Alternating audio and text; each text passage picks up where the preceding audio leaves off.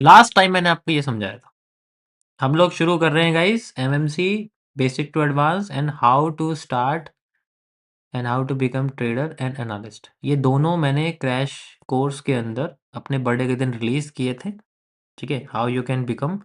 और अब मैं उन दोनों चीज़ों को यहाँ लाइव में समझा रहा हूँ। 100 डेज के अंदर मैं ये सारे टॉपिक खत्म कर दूंगा। हो सकता है 100 से 200 भी हो जाएं। पॉसिबिलिटी है, अगर मुझे लगा कि किसी टॉपिक को मुझे एक्सपेंड करना है, मैं सेटिस्फाई नहीं हूँ उस चीज़ से। ठीक है, इन केस अगर मैं नहीं देख रहा कौन क्या है, नहीं मुझे अपने हिसाब से चल, मैं अपने हिसाब से चलता हूँ। अगर मुझे लग रहा है मैं सेटिस्फाई नहीं हूँ इस टॉपिक के हिसाब से कि मुझे भी प्रॉब्लम लग रही है, इसको और एक्सप्लेन करना चाहिए डीप में, I will increase its time. मुझे लगता है उसे एक स्ट्रीम में ना करके मुझे उसे 3 या 4 या एक वीक में कंप्लीट करना, आई विल वर्क। मुझे लग रहा है क्यूएफएल का 50% पार्ट कब यूज़ करना है, ये एक स्ट्रीम पे एक टॉपिक पे नहीं बता पाया, तो I will expand it to 5 stream, और मे बी 1 मंथ 1 ईयर जो भी होगा उस हिसाब से मैं कंटिन्यू करूँगा। आगे हम लोग बढ़ते हैं। तो पहले मैंने आपको समझाया कि किस तरीके से हमें अल्फ़ाबेट होते हैं, है ना? सेंटेंस होते हैं, बुल ट्रेंड होता है, बियर ट्रेंड होता है, और ये कैंडल्स मिलके सारी की सारी इस तरीके से बनाती हैं पूरे के पूरे मार्केट को। ठीक है? अब जो मार्केट होती है वो कैसी दिखती है? अब थोड़ा-सा उसके बारे में बात करेंगे हम लोग। आज मैं आपको पूरा डीप में समझाऊँगा, हमें क्या दिखता है और हमें क्या असलियत में देखना चाहिए। ठीक है? ओके, सो आज हम देखेंगे कि मार्केट जो है वो किस तरीके से काम करती है। हम कहाँ ट्रेड करते हैं, या फिर हम लोग कहाँ एनालिसिस करते हैं, कहाँ ट्रेड करते हैं, इन सारी चीज़ों में। तो मैं ट्रेडिंग से रिलेटेड चीज़ें तो बाद में बताऊँगा, बट एनालिसिस से रिलेटेड ही शुरू करूँगा पहले। तो पहले ये समझना पड़ेगा आपको कि जिस चीज़ पे हम लोग एनालिसिस करते हैं या जिस चीज़ का डेटा हमें मिलता है, जिनकी चीज़ों को कैंडल दिखाती हैं, ठीक है? उनको हम लोग जनरली एसेट्स बोलते हैं। ठीक है? Let's see the assets. ठीक है? हम उसे एसेट्स बोलते हैं। अब एसेट्स हमारे कई तरीके के होते हैं, इनके बेसिस पर मार्केट होती है। ठीक है? जैसे आप ये मानो कि आपकी स्टॉक मार्केट है, ठीक है? फिर आपकी लेट्स से सबसे ज़्यादा पॉपुलर आपकी क्रिप्टो मार्केट है, ठीक है? इसी तरीके से मैं आपसे बोलता हूँ यहाँ पर आपकी फॉरेक्स मार्केट है, ठीक है? और फिर आपकी यहाँ पर बॉन्ड मार्केट है। चलो ये तो थोड़ा-सा अलग हो जाता है बॉन्ड का तो टॉपिक, बट मैं इसलिए मैंने बॉन्ड को थोड़ा-सा ना साइड में रखा है। बॉन्ड के बारे में बात करना और फॉरेक्स के बारे में बात करना थोड़ा-सा ग्रे एरिया रहता है, क्योंकि ये करने भी नहीं देंगे। तो स्टॉक का तो चलो, स्टॉक का तो मैं नहीं बात करूँगा, no information about stock, but होता सेम इन्हीं की तरह है। हम सिंपल, ठीक है, हम सिंपल चीज़ों के ऊपर काम करेंगे, जैसे crypto. Crypto is the best. मेरे हिसाब से आज की डेट में क्रिप्टो इज़ द बेस्ट। देखो, लॉन्ग टर्म के लिए तो किसी भी मार्केट को छोड़कर स्टॉक पे ही यूज़ कर सकते हैं, लेकिन शॉर्ट टर्म के लिए crypto is the best. Why? क्योंकि आज के समय में कोई 20-25 साल के लिए होल्ड नहीं करता कुछ भी। कोई नहीं करता। कोई नहीं करता भाई, कोई नहीं करेगा। तो we have to just focus on the short term. Short term का मतलब, जब भी मैं शॉर्ट टर्म की बात करता हूँ, इसका मतलब के बारे में हम लोग बात कर रहे थे। शॉर्ट टर्म में जनरली क्या होता है, मिनिमम ऐसा टाइम फ्रेम जिसमें हम लोग जब चार्ट को स्क्वीज कर देते हैं तो वो 1 ईयर का टाइम, 1 ईयर का डेटा दिखाए। जैसे एग्जांपल के लिए मैं आपको दिखाता हूँ, यहाँ पर आपके सामने ना चार्ट चला हुआ है, लेट्स से, ठीक है? मैंने आपसे बोला कि ये चार्ट है, ठीक है? तो ऐसा टाइम फ्रेम कौन सा है जिसमें हमें एक बार स्क्वीज करने पर टोटल 1 साल का डेटा दिखता है? अगर हम ऐसी ऐसे टाइम फ्रेम की बात कर रहे हैं, up to this time frame की बात करें, इसको हम लोग बोलते हैं शॉर्ट टर्म। ठीक है? इस ये मेरा मानना है, ये मैं अपने हिसाब से बताऊंगा, इसी मेरा मानना है, ठीक है? ओके, ये मेरा मानना है। वॉइस नहीं आ रही है? आ तो रही है वॉइस यार।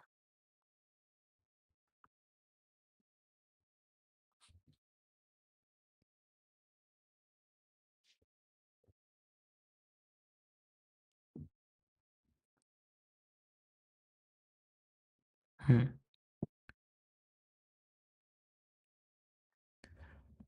तो अब मुझे बताओ कौन सा टाइम फ्रेम ऐसा होगा जिसमें मैं आपसे बोलूं कि टोटल चार्ट के ऊपर जो दिख रहा है मुझे वो 1 साल का डेटा है, which is known as the 4 hour. 4 hour. आप अगर देखोगे मैं यहाँ से शुरू करता हूँ और यहाँ तक आ जाता हूँ, इट मीन्स मेरे को चार्ट पे इतना इजीली ये एक लैपटॉप की स्क्रीन के बराबर है। अभी तो मैंने चलो एक छोटा सा मॉनिटर है मेरे पास, ठीक है, एक सिंगल मॉनिटर है मेरे पास, मैं उस पर अभी देख के आपको बता रहा हूँ। तो मेरे हिसाब से मुझे इतना दिख रहा है। But if you see on the laptop you will see only this, कि आपको यहाँ स्क्वीज करके एक ही स्क्रीन पे अगर आपको डेटा दिखता है which is known as the short term. तो this is the maximum time frame. 4 hour का मतलब मैक्सिमम टाइम फ्रेम।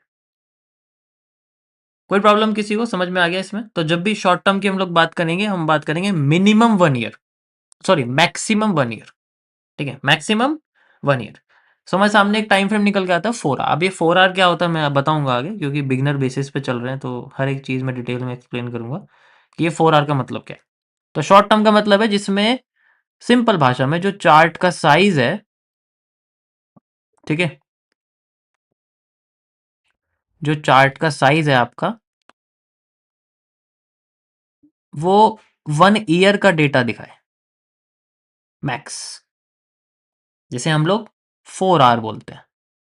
अब 4 आवर का मतलब क्या हो गया? 4 आवर का मतलब हो गया कि एक कैंडल का जो टाइम है ओपन से क्लोज का, उसे 4 आवर कहते हैं। जैसे अभी टाइम शुरू हुआ और अब से 4 घंटे बाद वो कैंडल खत्म हो जाती है, उसे हम लोग 4 आवर कहते हैं, ठीक है। इसी तरीके से कई सारे टाइम फ्रेम होते हैं। तो हमें सबसे बेस्ट टाइम फ्रेम कौन से यूज करने?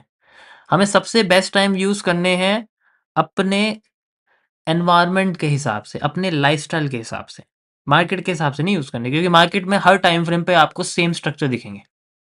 हो सकता है वो स्ट्रक्चर आज बनाया जो कल बना था। तो ऐसा मत सोचना कि इस टाइम फ्रेम पे बहुत अच्छा दिखता है, इस टाइम पे बहुत अच्छा लगता है, सब टाइम फ्रेम सेम होते हैं। तो इसलिए मैं यहाँ पर आपको टाइम फ्रेम्स के बारे में बताऊंगा किस तरीके से हम लोग समझ सकते हैं। तो शॉर्ट टर्म के अंदर आज हमारा टॉपिक है टाइम फ्रेम्स, ठीक है। और ये सबसे ज्यादा परेशान करने वाली चीज है, ये बात ध्यान रखना। अगर ये चीज इग्नोर कर दी किसी ने, लेट से मैं कहता हूं किसी ने ये चीज इग्नोर कर दी, then you will not find out when will market move. Time frames, got it. अब बात करते हैं इसके बारे में। टाइम फ्रेम जनरली आपके कैंडल के ओपनिंग और क्लोजिंग टाइम के बीच का समय होता है। कब कैंडल ओपन होती है, कब कैंडल क्लोज होती है, उसके बीच में एक समय होता है, उसे टाइम फ्रेम कहते हैं। हमारी ह्यूमन की भाषा में उसे एज कहते हैं। कब वो पैदा हुआ और आज उसकी कितनी उम्र है, तो वो टोटल एज होगी, ठीक है। और जब वो निपट जाता है उसकी एज पूरी हो जाएगी, लेट्स से 56, 60, 80, सबकी रैंडम होती है, सेम यहाँ है, लेकिन यहाँ फिक्स है। अगर मैं 4 आवर ले रहा हूँ तो कैंडल का साइज 4 आवर है, कैंडल का टाइम 4 आवर। Got it. कोई प्रॉब्लम किसी को यहाँ तक बताओ? किसी को कोई प्रॉब्लम तो नहीं है, ये बताओ पहले।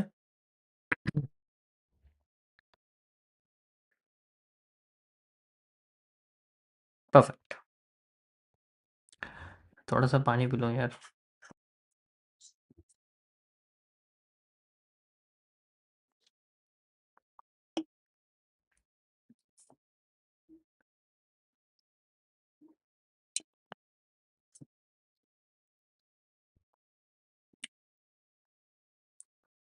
सो हम लोग बात करेंगे अपने लाइफस्टाइल के हिसाब से। अब मैं आपको बताता हूँ किस टाइम फ्रेम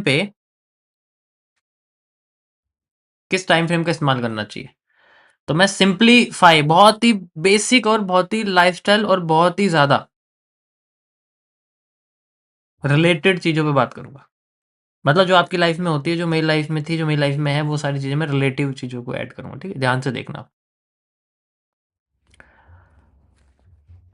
तो लेट से सबसे पहले मेरे सामने आता है, मैं एज ए स्टूडेंट हूँ, मैं एज ए कॉलेज में काम करता हूँ, मतलब कॉलेज में पढ़ता हूँ लेट से, या फिर मैं जॉब करता हूँ ऐसी जिसमें 1 डे वाला हिसाब है, मतलब मैं 6-7 घंटे वाली जॉब करता हूँ, या फिर मैं स्कूल जाता हूँ, ये सारी चीज़ें अगर मेरे साथ हैं, ठीक है।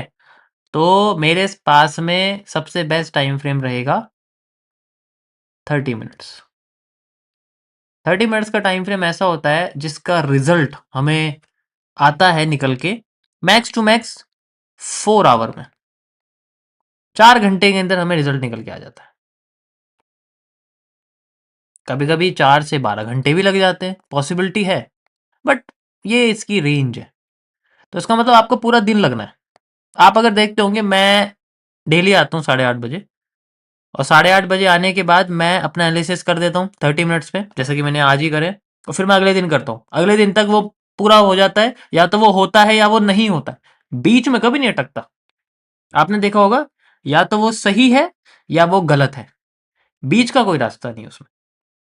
तो मैं इसीलिए वही टाइम फ्रेम यूज करता हूँ। मुझे पता है मुझे दोबारा 24 घंटे का अपना साइकिल चलानी है, मुझे दोबारा 24 घंटे बाद आना है, देन मुझे ऐसा टाइम फ्रेम यूज करना पड़ेगा कि मैं उस टाइम फ्रेम का कंक्लूजन बता सकूं कि उसमें क्या निकला है। सेम चीज ये यूज कर सकते हैं फॉर उनके लिए जिनके पास टाइम की कमी है। ठीक है, for those with little time.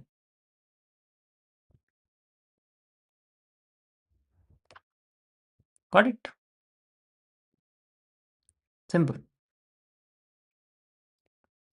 अब बात करते हैं हम लोग दूसरे टाइम फ्रेम की। अब 30 मिनट्स का मतलब है 30 मिनट्स, सिर्फ यही, ना तो इससे ऊपर ना इससे कम। तो अब इसका मतलब क्या हुआ? इसका मतलब ये है कि मेरे को एक पर्टिकुलर गोल मिल गया कि मेरे को टाइम फ्रेम कौन सा यूज करना है। दिस इज माई गोल। मैं पिछले 1.5 साल से 30 मिनट्स यूज कर रहा हूँ लाइव स्ट्रीम पे स्टार्टिंग में, और मैंने उसको बदला नहीं है। ऐसा ही है, मैंने उसको बदला नहीं है, अगर आप देखोगे। You can easily find out.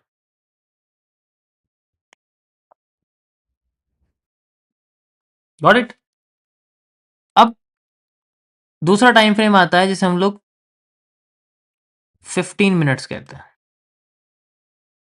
अब 15 मिनट्स का टाइम फ्रेम में भी मैक्स 2 आवर से लेके और 12 आवर तक इसमें भी सेम रिजल्ट होता है कभी कभी, क्योंकि लगभग लगभग सिमिलर है, क्योंकि आधा हो जाता है। कैंडल का साइज 15 मिनट हो गया। ठीक है, तो इसे कौन यूज कर सकता है? इसे भी यूज कर सकते हैं जिनके पास 2 घंटे फ्री टाइम है। ऐसा ऐसा उनके पास समय है जिसमें 2 घंटे फ्री है बिल्कुल, देन दे कैन फाइंड। तब ये यूज होता है कि 4 आवर बहुत बड़ा टाइम हो जाता है। 4 घंटे वही फ्री है जो सबसे ज्यादा रील देखता है। ठीक है, ऐसा ऐसा हर कोई होता नहीं है जनरल। ठीक है, वो दोस्त जिनके पास कम से कम 2 घंटे का फ्री टाइम है, तो वो ये लोग कर सकते हैं। यानी कि ये वो लोग हैं जो चार्ट पर बैठ सकते हैं। ये वो लोग नहीं है, ये चार्ट पर नहीं बैठ सकते। ये बात ध्यान रखना। इसका मतलब क्या है? इसका मतलब ये है कि वो लोग चार्ट पे नहीं बैठ सकते। वो सिर्फ 5 से 15 मिनट, 5 मिनट 10 मिनट चार्ट को देखेंगे, एनालाइज करेंगे और छोड़ देंगे। Forget, just forget, they will forget the chart. ठीक है, वो लोग भूल जाएंगे। ठीक है, कोई प्रॉब्लम किसी को समझ में आई? कोई प्रॉब्लम तो नहीं है? समझ में आ गया क्या है? ये लोग वो हैं जिन्हें 5 से 10 मिनट का जनरली स्क्रीन टाइम, या आप कह सकते हो कि चार्ट टाइम, स्क्रीन टाइम जिसे आप बोलते हो, मैं उसे चार्ट टाइम बोल रहा हूँ। ठीक है, उन्हें चार्ट टाइम की जरूरत है बस, और उसके बाद उन्हें बोल, और रिजल्ट इसमें अच्छा आता है सबसे। जितना आप चार्ट से दूर रहोगे उतना अच्छा रिजल्ट आता है, जितना आप चार्ट के पास रहोगे उतना फोमो होता है। चलो उसके बारे में आगे बात करूंगा।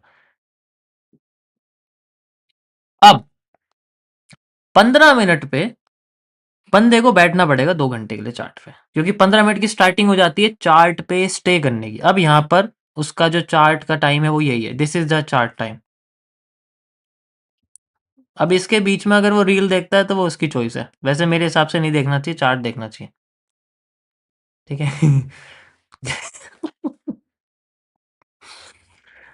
Okay,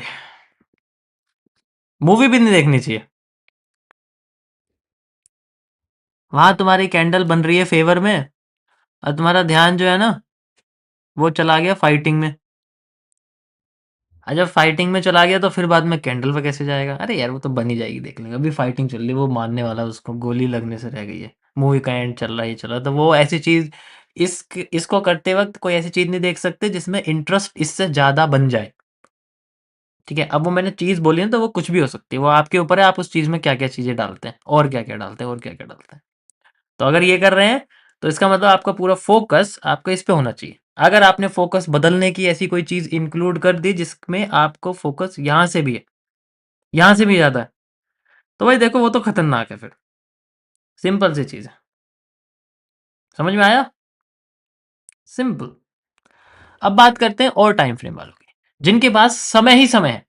so they will use 3 minute और मे बी 5 मिनट। ये कौन यूज़ करेगा? ये यूज़ करेगा जिसके पास समय ऐसा है कि मेरे पास थोड़ा इकट्ठा समय है, लेकिन उसके पास समय नहीं, पूरे दिन का मेरे पास समय नहीं, मैं पूरे दिन नहीं देख सकता।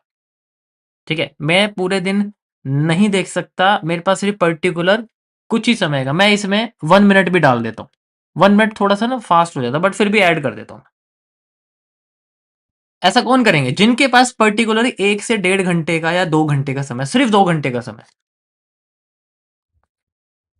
और आपके सामने वो बंदा बैठा हुआ है, तो वो यही यूज़ करेगा। जस्ट फॉर एनालिसिस, मैं ट्रेडिंग की बात नहीं कर रहा हूँ, एनालिसिस की बात कर रहा हूँ। तो कौन सा टाइम फ्रेम मैंने आपको बता दिया, जिसके बाद मैक्स 2 आवर है और इसमें ही बंदा चार्ट पर बैठेगा, तो this is the chart time. इसके अलावा अगर चार्ट खुल गया फ़ोन में, तो भाई फिर देखो फॉर एडिक्शन है, फिर वो एडिक्शन है।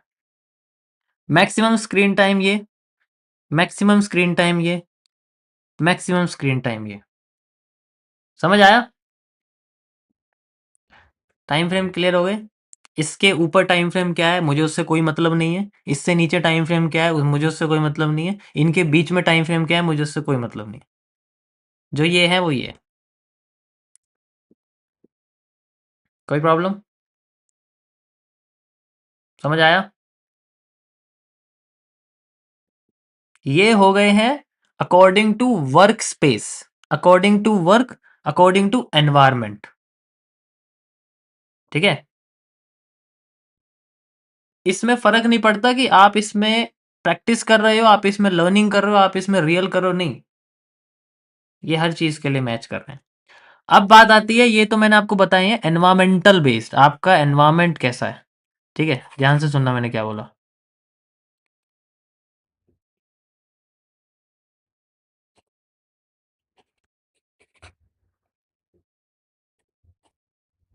Environmental based. अभी मैंने रिस्क बेस्ड नहीं बताया कि कैपिटल बेस्ड टाइम फ्रेम कौन सा होता है, वो भी होता है। एक बात बताओ, मेरा बैलेंस ही $10 का है, 900 रुपए का बैलेंस है, तो मैं 30 मिनट का टाइम फ्रेम चल दूंगा गोल्ड में? बताना जरा लॉजिकली, 30 मिनट का टाइम फ्रेम चल दूंगा मैं?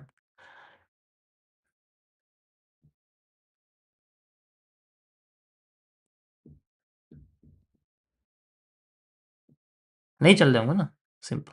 तो उसका भी एक टाइम फ्रेम है, उसके बारे में हम लोग बात करेंगे कि अगर मेरे को छोटा टाइम फ्रेम, देखो जितना ज्यादा टाइम फ्रेम छोटा होता जाता है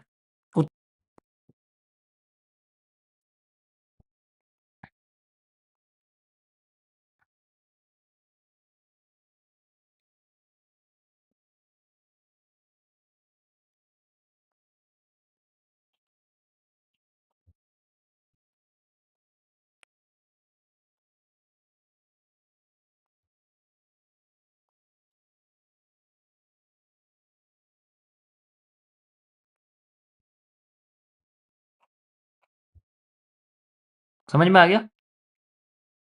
तो टाइम के साथ, सॉरी मैंने एक्सपीरियंस वर्ड लिखा है, सभी को एक्सपीरियंस वर्ड दिख रहा है, हाइड तो नहीं हो रहा?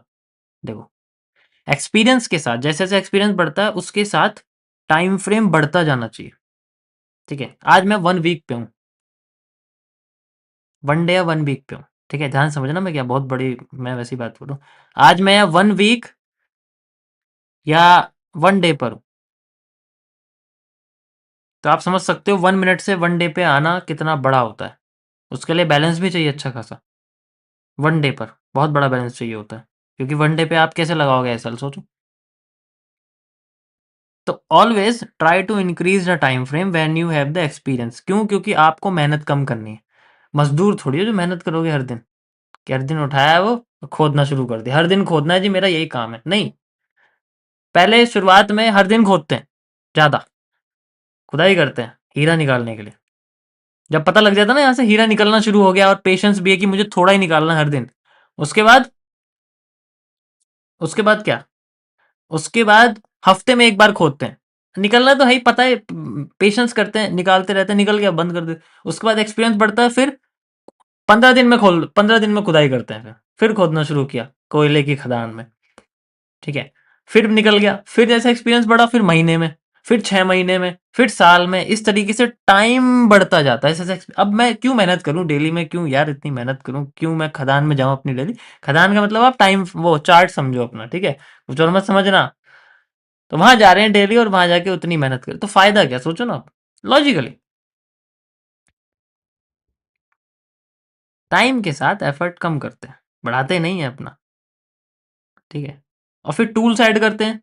जैसे अब मैं अपने हाथों से नहीं कर रहा, अब मैं मशीन ला रहा हूँ, अब मैं बुलडोजर ला रहा हूँ, अब मैं क्रेन ला रहा हूँ, और अब मैं इतना बड़ा हो गया, अब मैं खुद भी नहीं कर रहा। Now I have a driver. समझ रहे हो मैं क्या कह रहा हूँ? Now I have a driver and I use it to run my bulldozer. Yes, तो वो टाइम के साथ आता है, पहले दिन से नहीं आता। तो टाइम के साथ आता है। You need how to control. Got it? नहीं, मेरा बुलडोजर बनने की जरूरत नहीं है किसी को भी। I have already so many bulldozer drivers.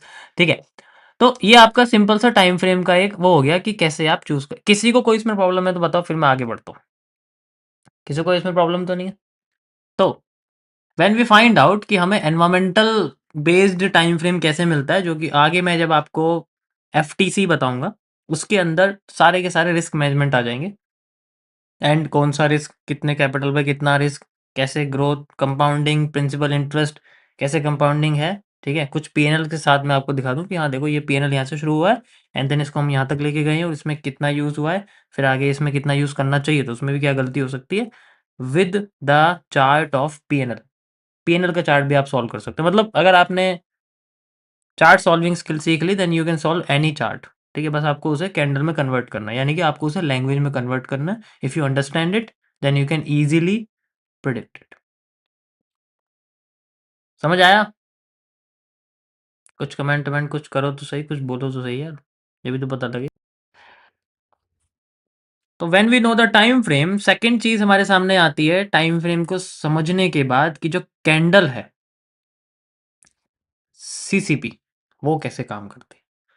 तो इसीलिए मेरा यहाँ तक गाइस बेसिक स्ट्रक्चर कंप्लीट हो गया है। ये मुझे आपको बताना था, this is the basic structure of any type of financial market understanding, knowledge वगैरह वगैरह, जो भी आप कह सकते हो सारी चीज़। इसके अलावा कुछ भी नहीं है। मैंने आपको सारी की सारी चीज़ें इसके अंदर बता दी हैं। ठीक है, यही सारी की सारी चीज़ें हैं जो सबसे मेन है। ध्यान से आप देख सकते हो, पूरा का पूरा स्ट्रक्चर मैंने समझा दिया आपको। ये बेसिक स्ट्रक्चर है, यहाँ से शुरू होता है। मैं इसको उठा दूँ? ये क्या है भाई, ये कहाँ से आया है? BMS, okay. ये स्टार्टिंग थी फाइनेंशियल मार्केट की। ठीक है, तो ये मैंने सारा आपको यहाँ तक टाइम फ्रेम तक मैं लेके चला गया हूँ। ये नीचे क्यों जा रहा है यार, डाउन ट्रेंड में? अप ट्रेंड में क्यों नहीं जा रहा है? ऐसे जा रहा है ना। थोड़ा अप ट्रेंड में करता हूँ मैं इसे। तो अब हम शुरू करते हैं अपना नेक्स्ट, जिसे हम लोग स्टार्ट करते हैं अपने एमएमसी से। ठीक है, हम लोग शुरू करते हैं एमएमसी। मैं थोड़ा सा इंट्रोडक्शन दे देता हूँ, ये क्या है और आप क्या पढ़ोगे इसके अंदर। यार बुल साइड में जाना चाहिए यार। Okay, so we will start MMC. थोड़ा बड़ा करते हैं यार, ऐसी थोड़ी नाम है। तो we will start the mirroring.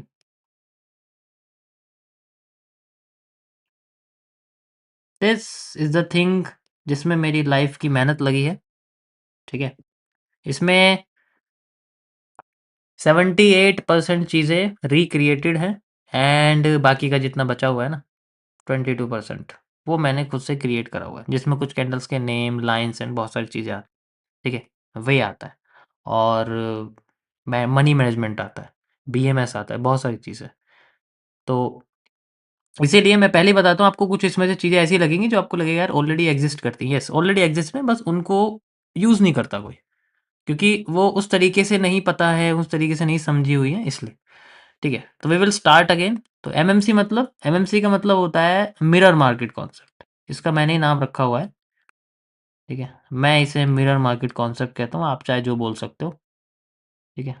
After understanding everything you will also say कि हाँ यार, ये मिरर मार्केट कॉन्सेप्ट ही है। कुछ लोगों ने अपना नाम बता दिया, अलग अलग नाम बना देते हैं। क्यूएफएल को वीएफएल बना देते हैं, ठीक है। गधे को घोड़ा बना देते हैं वो लोग। तो मैंने उल्टा करने की कोशिश करी, ठीक है। तो इसमें क्या देखने को मिलेगा आपको? इसमें आपको देखने को मिलेगा कि आप मार्केट में सिंपल सिर्फ एक सिंगल लाइन से एनालिसिस कर सकते हो, ठीक है। जिसमें मैं कुछ ओवरऑल, सबसे ओवरऑल वाले टॉपिक बताऊंगा, फालतू की कोई एनालिसिस, कोई नॉलेज, कोई फालतू का टॉपिक नहीं। इसके अंदर आपको मैं सबसे पहले फेज वाइज बताऊंगा। इसमें टोटल फेजेस है। फेजेस का मतलब होता है कि हर एक फेज में एक अलग आइडिया है मार्केट को लेके, ठीक है। तो इसमें फेजेस टोटल 1 से लेके 22 तक है। ध्यान से सुनो, मैंने 22 बोला, इसके आगे नहीं बोला मैंने, ठीक है। जो पब्लिक है मैं वही बताऊंगा, प्राइवेट वाले अभी नहीं डिस्कस कर सकता, उसको मैं आगे डिस्कस करूंगा। 22 फेजेस है टोटल, और हर फेज में कम से कम 3 से 4 टॉपिक मैक्स हैं। मैं उनको कम कम करके और कम कर दूंगा, क्योंकि जो मेन है, जो मैं खुद यूज कर रहा हूँ लाइव स्ट्रीम पे, वही बताऊंगा। अब आप सोचोगे यार ये तो कभी आपने लाइव पे बताया नहीं, तो आप इसे क्यों बता रहे हो? तो वो चीज़ नहीं होने वाली इस बार। कोई ओवर नॉलेज नहीं होगी पहले की तरह। It will be very simple. अब इसके अंदर जो सबसे मेन, जो मोस्ट ऑफ द टाइम आप यूज करोगे, which is known as the repetition of structure, ROS. Next आप यूज करोगे एक लाइन जिससे सारी की सारी सिंप्लिसिटी होती है, इसके अलावा और कुछ यूज करने की जरूरत नहीं है, क्यूएफएल। देखो ये नाम सारे मेरे अपने बनाए हुए हैं, तो आपको कहीं मिलेंगे नहीं।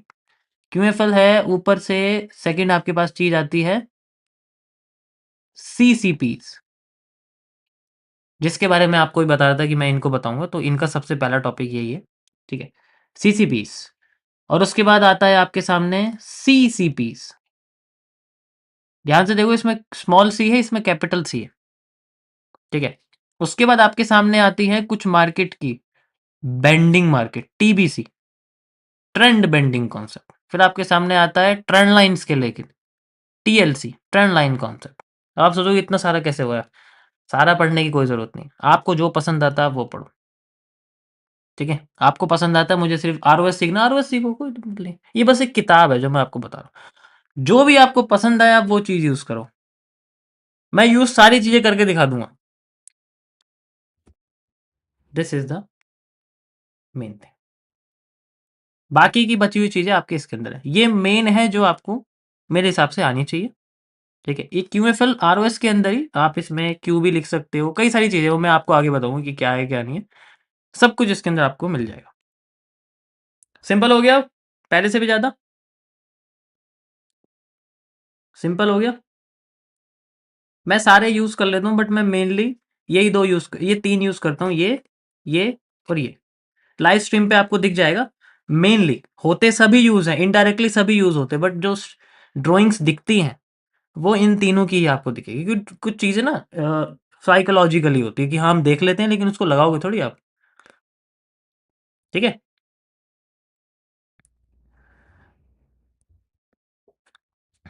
कोई प्रॉब्लम तो नहीं है किसी को? समझ में आ गया? यस। तो कल हम लोग पढ़ेंगे, मतलब नेक्स्ट जब भी स्ट्रीम होती है, इसके बारे में, सीसीपीस के बारे में।